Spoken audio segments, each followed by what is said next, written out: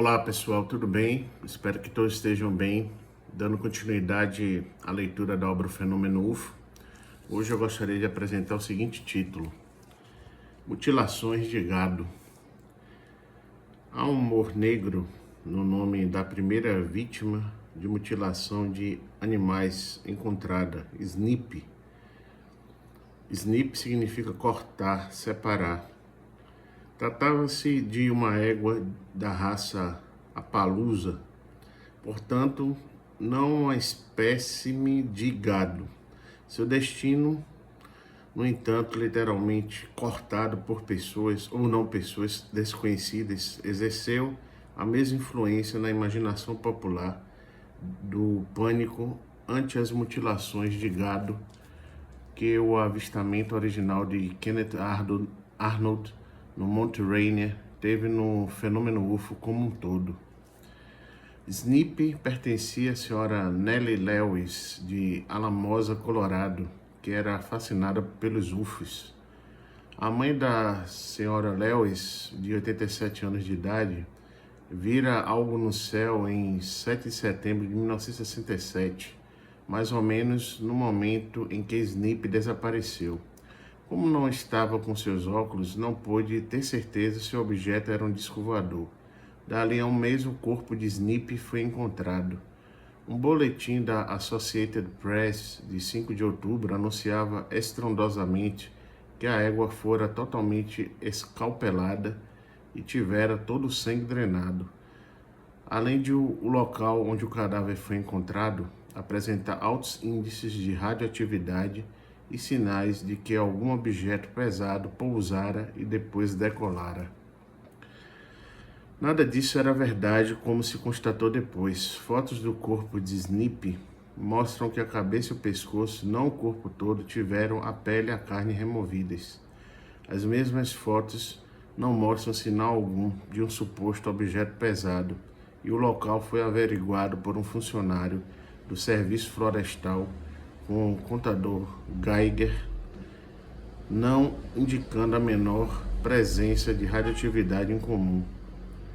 Além disso, um veterinário da Universidade Estadual do Colorado encontrou sinais de uma infecção em uma pata traseira do animal, grave o suficiente para incapacitá-la. Quanto à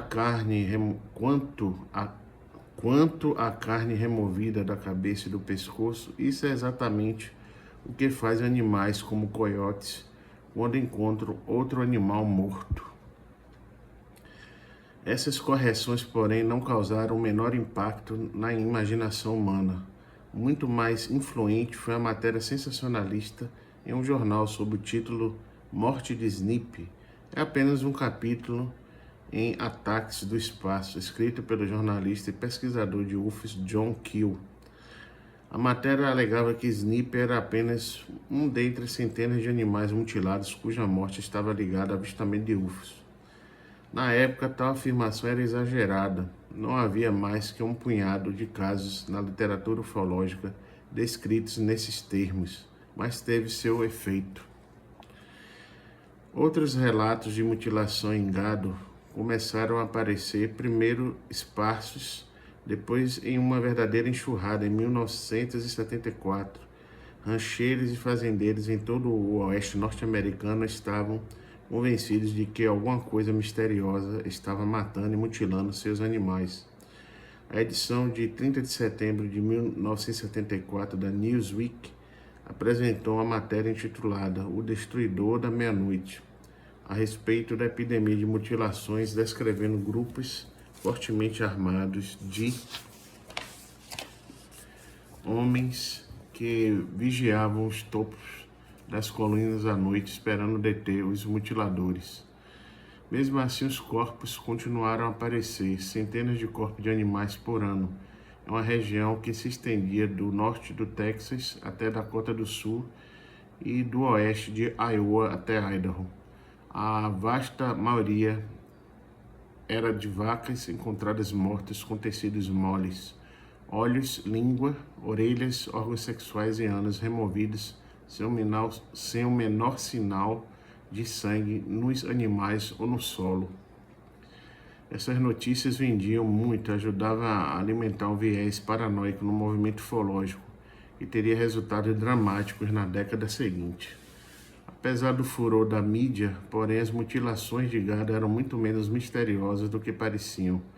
Patologistas veterinários apontaram repetidas vezes, sem sucesso, para o fato de que, quando animais de rapina encontram a vaca morta, comem exatamente os tecidos que faltavam no gado mutilado. Animais mortos há algumas horas não sangram porque o sangue coagula após a morte. E feridas feitas em um cadáver ao ar seco encolhem de uma forma que parece mais limpas e mais precisas do que eram originalmente. Relatos de mutilação de gado vinham praticamente apenas de propriedades cujos rancheiros não tinham muita experiência. Os fazendeiros profissionais raramente relatavam algo do tipo, e muitos pecuaristas experientes consideravam toda a paranoia um grande absurdo. Tampouco o índice de morte de gado aumentou nos anos em que os relatos de mutilações atingiram seu auge. O que estava acontecendo, na verdade, era o clássico pânico despertado por rumores do tipo estudado exaustivamente pelos sociólogos. Um pânico dessa espécie começa com uma afirmação chocante a respeito de uma ameaça insuspeita contra algo que simboliza um ou mais dos valores primários de uma cultura. A afirmação não precisa de evidência para corroborá-la. Se tocar o nervo dos medos indizíveis de uma cultura, pode-se facilmente encontrar essas evidências ou fabricar as próprias. E qualquer pessoa que faça perguntas sensatas quanto a tais evidências pode ser chamada de ingênua ou acusada de mancomunar com o inimigo. Assim como outros pânicos norte-americanos modernos, a infiltração comunista no fim dos anos de 1940 e começo de 1950, o pânico do abuso dos rituais satânicos dos anos de 1980, o da mutilação de gado rapidamente ganhou o apoio de investigadores amadores cujos métodos visavam provar o que eles já tinham como verdade, em vez de testar suas teorias diante dos fatos presentes. O resultado em cada um dos casos foi uma torrente de informações errôneas que alimentaram o pânico em um círculo vicioso. O que distinguia o pânico da mutilação de gado de outros já citados era de ele ter derivado da controvérsia em torno dos UFOs e se convertido em uma fonte de apoio para a hipótese extraterrestre. Os UFOs, no entanto, não eram os únicos suspeitos da aparente epidemia de animais mutilados.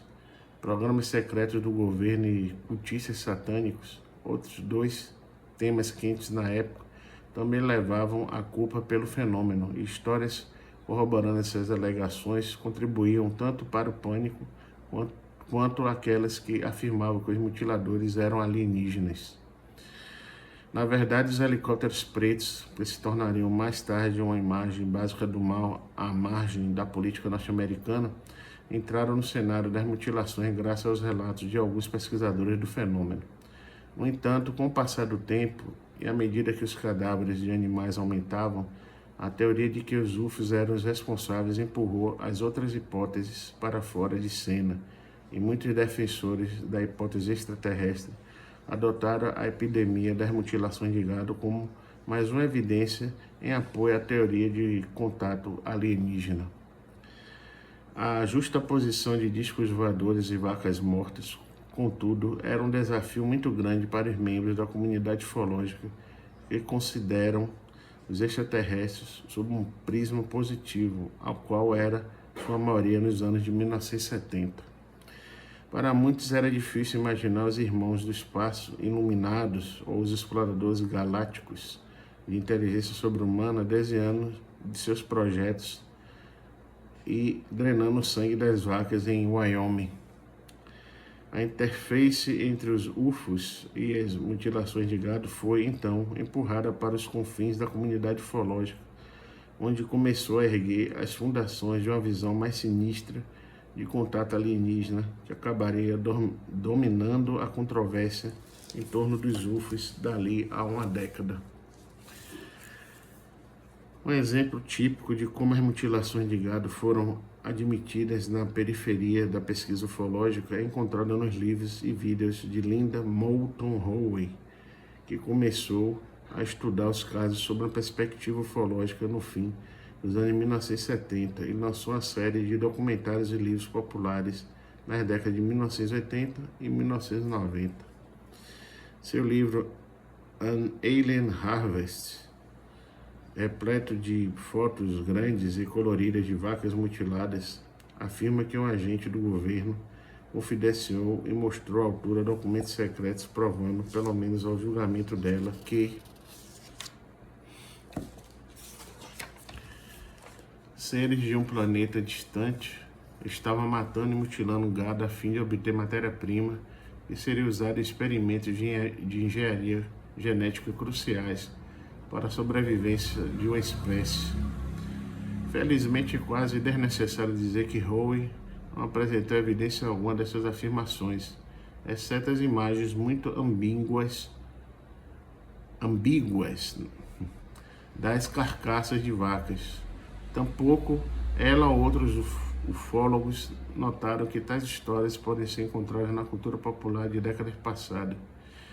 Em meados dos anos de 1970, por exemplo, quando os relatos de mutilações de gado estavam no auge, muitos telespectadores norte-americanos assistiam à série britânica UFO, que mostrava uma raça moribunda de alienígenas cuja estratégia de sobrevivência era abduzir, matar e mutilar seres humanos para que seus órgãos fossem transplantados para os corpos dos extraterrestres. Não era um tema inédito na ficção científica, pois histórias parecidas já constavam na literatura pulp de décadas anteriores. Porém, era novo no cenário ufológico dos anos 1970. A década seguinte ganharia o palco principal. Então, pessoal, essa foi a leitura de hoje. Agradeço então pela atenção de todos e até breve.